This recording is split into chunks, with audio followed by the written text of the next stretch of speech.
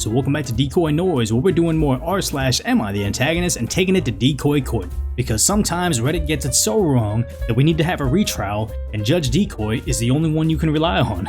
So today's featured post is, am I the antagonist for refusing to take the blame for my roommate losing her job? So before we get to the post right now, I want to make sure you're subscribing down below with the notifications on, so that way your roommate Decoy can send you a text message on your phone whenever I got some juicy drama and I just have to share it and we just have to talk about it because this gets insane sometimes. So let's go ahead and get to the post. So OP said, I, a 21-year-old female, have been friends with my roommate, a 22-year-old female, since kindergarten. Our whole lives she's been bad at borrowing things, not giving a borrowed item back for weeks or months and sometimes ever. But she's an incredible person otherwise, and I love her. This event may change things, though. Her laptop charger stopped working on Saturday, and she asked if she could borrow mine. I said yes, as long as she, 1, didn't take it out of the house, 2, gave it back to me on Tuesday as I had a very important meeting at 9 a.m. and would need to plug my laptop in for as it would be for hours long, and 3, gave it back to me on Sunday, the 18th, as I will be going home to my mom's house for the week. She said no problem, planned on going to buy a new one on Monday anyways and wouldn't need it that long, and she began using my charger. I texted her yesterday morning to remind her I needed my charger for the 9 a.m. meeting today, and because I'd be home from work around 1 a.m., I asked her if she'd leave it on the kitchen table or in my bedroom. I got home around 1:30 a.m. and the charger wasn't anywhere in the house. I checked my laptop to see if I could do the meeting without the charger, but it was at 20%, so I went to her room, unplugged the laptop, and took my charger back. Today around 1 p.m. I heard her wake up. She started freaking out. Apparently she lost her phone and was using her laptop as her alarm. She was supposed to open at her job at 6:30 a.m. She asked if she could borrow my phone and called her boss and left for work. She arrived back at home at 3, basically weeping. She'd been written up 3 times before this, and because of this, she lost her job. She started going off on how effed up I was and how I took that I took the charger. She thinks I should have reminded her in the evening to leave my charger out or woken her up before taking my charger back to ask if I could have it so she could set up a different alarm or ask me to wake her up. She asked me to call her boss and explain that it was my fault since she was late. I refused. I said it was her fault that she lost her phone. Her fault she didn't charge a computer that day when I texted her in the morning to remind her I needed my charger back. Her fault she had already been written up 3 times. She refuses to speak to me, and now our mutual friend said one of 3 things. I should have known better to let her borrow something because I know how she can be. I should have woken her up and asked for it back or at least called her boss to explain. But I cannot agree with any of them that this is my fault. Is it my fault she lost her job? Am I the antagonist? So taking this case straight over to Decoy Court, I gotta agree with them that it just sounds like the roommate is kind of a train wreck. Being written up 3 times isn't anything to do with OP.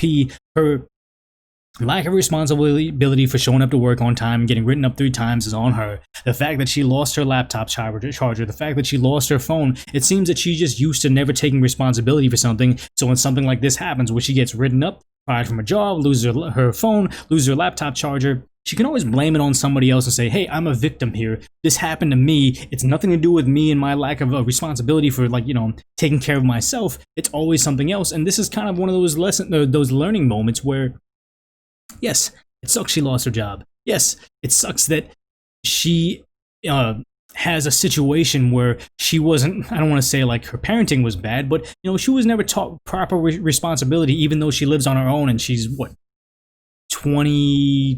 22 years old. Like, this is a little bit late in the game to be learning that to show up to work on time. So this whole situation is all bad. I don't blame OP for trying to hold her to her word, saying, give me the charger back, I'm coming back to get it, I needed it. They're doing a favor. You don't need to do her a favor on top of a favor. Calling the boss saying that, hey, look, it's my fault she was late, that doesn't help. I'm sorry, like, when you're in elementary school and your mom calls to say, hey, look, they're late because of this, or she didn't turn her assignment in because of this, yes, the teacher takes your parents' word for it, but OP isn't her mom, and this is the real world now, and she can't expect other people to cover for her because she's irresponsible. It's like, no, I'm sorry, better sooner than later in the terms of learning how to be an adult. But if you move it over to the Decoy defense to try to figure out a way that, OP is the antagonist over here, is maybe she's been slowly doing all this, like where the whole situation is she lost her laptop charger. Well, OP took that and flushed it down the toilet. she lost her phone. Oh, OP took that and buried it in the garden. Oh, she's been late 3 times. Oh, OP's out there cutting her brake lines on a car. And like just this whole thing. And maybe she's saying like, oh yeah, I told her that she could use my charger. Maybe she just said, oh, I'm going to buy a new charger anyway. You can have my old charger. Go ahead and use it. And then she knew that the phone wasn't there. She's been late 3 times. Her brake lines are cut. And then also the laptop is the only thing that can wake her up. And also, if she has a shift at 9 a.m. in the morning and she's not waking up until 1 p.m. or something. No, it was yeah, she had work at 6:30 and doesn't wake up until 3 p.m. What happened to her?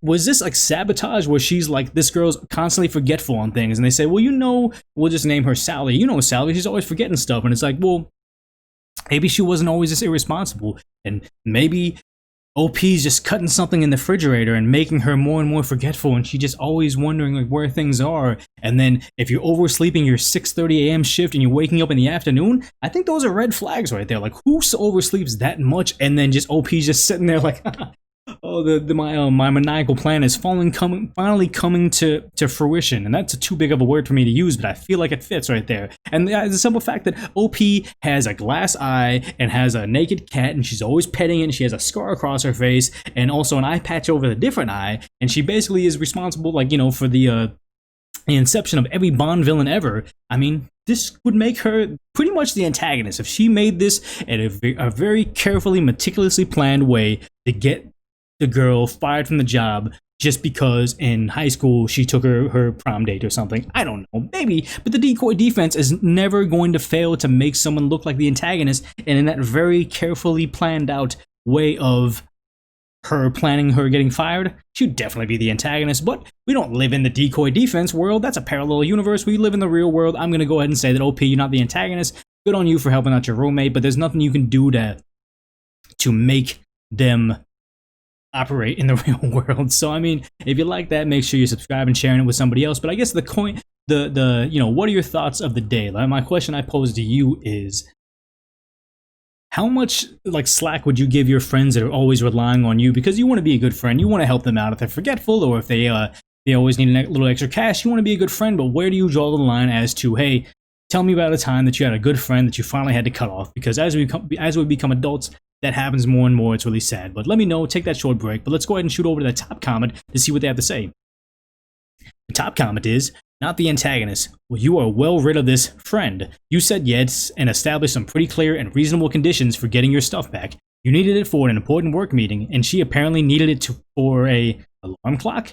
If she was written up 3 times before, she obviously has more issues than just this one incident. It's much easier to blame you than to take responsibility for her own actions. Which is very true. She's just not learning those life lessons, and it's always somebody else's fault. It's always the victim mentality of, oh my god, I can't believe my boss fired me for being late all these times. Can OP help me out by explaining to them that it's not my fault? It's like, no, this is your own doing. Become an adult, take responsibility, and just learn. So that's the top comments. Let's go ahead and shoot over to the controversial comments saying, hey, how do you sleep in 6.5 hours over LMAO? And they said, technically adults only need 6 to 7 hours of sleep on average, so it's definitely possible. And I would say, was OP like going out and drink? No, because she said she came home and she was already asleep, so I guess that goes out the window. Let's go ahead and go over to the next top controversial comment saying, everyone sucks here. Unpopular opinion, I know, and of course she's much more in the wrong, but it's 0% your fault that she lost her job. That being said, and to give you the benefit of the doubt, I would assume that she was frazzled before bed without her phone, and figure if she woke up on time to get to work at 6:30, she'd have plenty of time to get the charger back to you by 9, which in her mind was probably when you really needed it. Yes, she messed up. She should have looked harder for her phone, or called you to explain her alarm situation and asked for a few more hours, or found a different alarm situation. Oh, that's the same thing. There are a ton better ways she could have handled it. But yes, for a small F-up like that, losing your job is a high price to pay. Yes, she's been late before, and this is only the tipping point, but I can see how in an emotional moment, she'd be a little mad at you, because you also could have handled it a little different, not that you necessarily should have. But honestly, her mistake sounds very human. Again, this is just so, oh my god.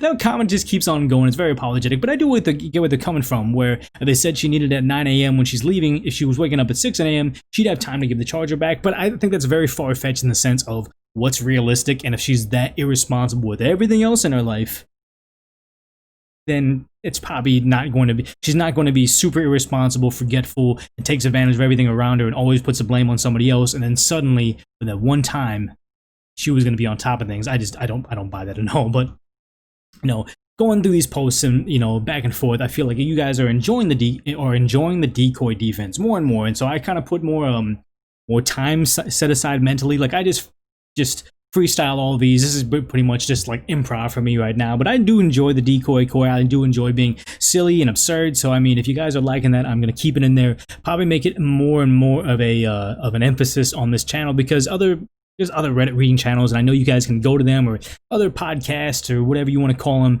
to hear somebody ramble, and I appreciate that you guys have stuck with me this long. But I mean, if the decoy defense is what sets me apart from every other reading channel, I'll definitely do that. I've also kind of dabbled in the idea of making it more, I'd say, animated, where I'm going to take the stories and I'll do just like little avatars, and I'll put something on the screen that is like, you know, so you can see the story like transpired in front of your face, and I'm like, well, that's a lot of work, and that's going to be less episodes I can do a week. And then also, it might take away from the fact that this is just a commentary channel. We're talking, if I'm doing animation, it becomes something different. So, you know, if you guys are loyal followers and everything, and you guys are subscribed down below with the notifications on, just go ahead and let me know, because if you made it this far in the video, you like the content, let me know what you think would be the best way for DecoyNoise to kind of move forward in the future. And I also thought about changing the name to maybe, like, you know, there's the big YouTuber channels for Reddit are r/redditors and Mark's narrations. DecoyNoise was just originally a podcast, so it has nothing to do with Reddit or narrating things. So maybe name changes in order. But I do have DecoyNoise.com, so that'd be kind of weird. But, you know, give me your feedback. Let me know what you're thinking as well. But as always, if you made it this far in the video and you have the celebration, subscribe, like, all that stuff, share it with somebody. But if nothing else, click that link over there. That's going to be another video that Google's algorithm thinks you'll like, and coach the Google algorithm that you do enjoy what they are suggesting, so they can suggest it more. My hair is very shiny nowadays.